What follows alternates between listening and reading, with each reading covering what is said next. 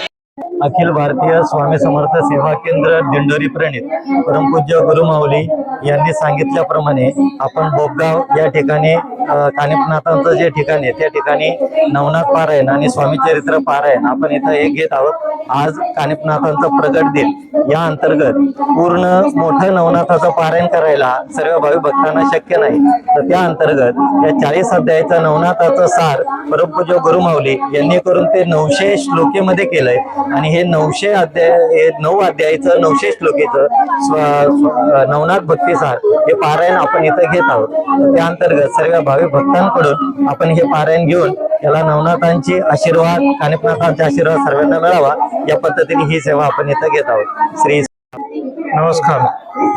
नवनाथापैकी एक असलेले श्री कानिफनाथ महाराजांचा आज प्रकट दिन सोहळा आम्ही सर्व बोपगाव वासीय आणि नाथपंथीवरती प्रेम करणारे आणि नाथांना मानणाऱ्या हा सर्व आज वर्ग आजच्या या जन्मदिन सोहळ्यासाठी प्रकट दिन सोहळ्यासाठी जमलेला हा तुम्ही जनसमूह बघताय। आम्ही अगदी मोठ्या आनंदाने आजचा हा सोहळा पार पाडतोय। प्रत्येक जण आपापल्या पद्धतीनं भक्ती व्यक्त करत असतो। आमच्या कुटुंबाला म्हणजे आम्ही मुंबई कुटुंबीय राहणार देवाची रोळी पुणे आम्हाला आज अन्नदानाची सेवा करण्याचा लाभ मिळाला व तो लाभ आम्हाला बोपगाव ग्रामस्थांच्या वतीने देण्यात आला। त्याबद्दल मी बोपगाव ग्रामस्थांचे मनपूर्वक आभार मानत आहे। तसेच हा प्रकट दिनाचा सोहळा आपण तितक्याच भक्तीने आणि तितक्याच आनंदाने साजरा करत आहोत आणि प्रत्येकाने इथे येऊन दर्शन घ्यावं। हे मंदिर देखील तसंच जागृत देवस्थान आहे। धन्यवाद।